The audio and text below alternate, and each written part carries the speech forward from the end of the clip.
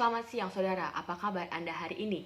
CNN Indonesia Siang kembali menyapa Anda di sela-sela waktu istirahat siang Anda.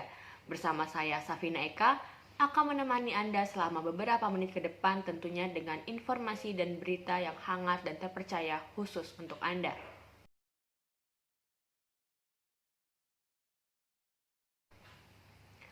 Informasi pertama datang dari Presiden Joko Widodo yang resmi umumkan bahwa masyarakat boleh melepas masker saat di ruang terbuka. Presiden RI Joko Widodo memutuskan untuk melonggarkan penggunaan masker di tengah kondisi COVID-19 di Indonesia. Hal tersebut diumumkan Jokowi kemarin sore dalam pernyataan pers yang disampaikan di Istana Kepresidenan Bogor, Jawa Barat dan disiarkan langsung melalui via saluran YouTube Sekretariat Presiden. Assalamualaikum warahmatullahi wabarakatuh. Bapak, Ibu, dan saudara-saudara sekalian, dengan memperhatikan kondisi saat ini, di mana penanganan pandemi COVID-19 di Indonesia yang semakin terkendali, maka perlu saya menyampaikan beberapa hal. Yang pertama, pemerintah memutuskan untuk melonggarkan kebijakan pemakaian masker. Jika masyarakat sedang beraktivitas di luar ruangan atau di area terbuka yang tidak padat orang, maka diperbolehkan untuk tidak menggunakan masker. Namun, untuk kegiatan di ruangan tertutup dan transportasi publik tetap harus menggunakan masker. Bagi masyarakat yang masuk kategori rentan, lansia, atau memiliki penyakit komorbid, maka saya tetap menyarankan untuk menggunakan masker saat beraktivitas.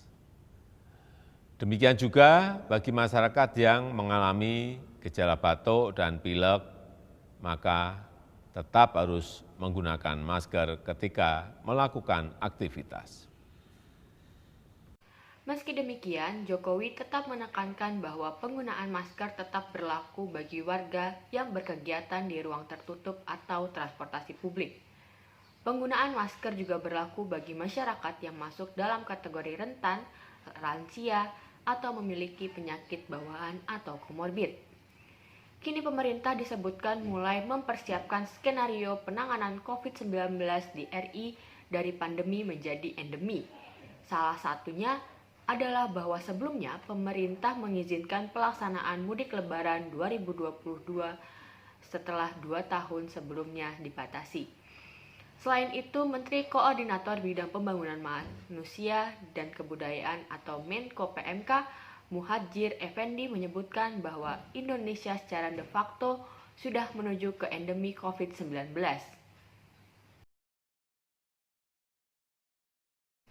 Kita beralih ke berita kedua, yakni kasus hepatitis akut misterius di Indonesia kini meningkat menjadi 14 kasus. Juru bicara Kementerian Kesehatan Muhammad Syahril menyatakan bahwa total kasus hepatitis akut misterius di Indonesia saat ini berjumlah 14 kasus.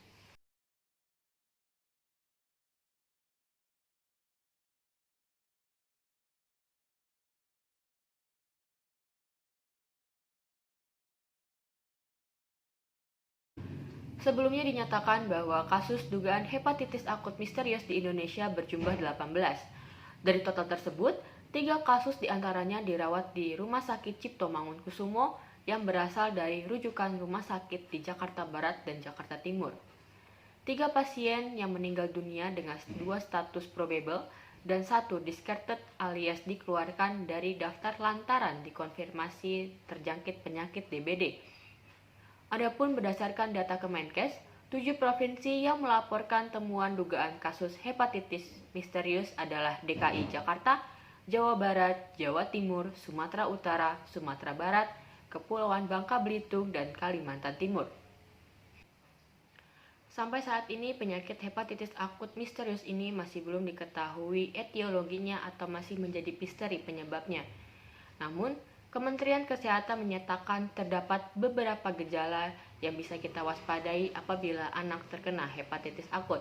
Yang pertama adalah penyakit kuning, adapun gejala lainnya seperti demam, sakit perut, muntah-muntah, dan juga dapat diperhatikan melalui ketika anak buang air kecil, warnanya akan menjadi gelap seperti teh, atau ketika buang air besar, warnanya akan menjadi pucat keabu-abuan.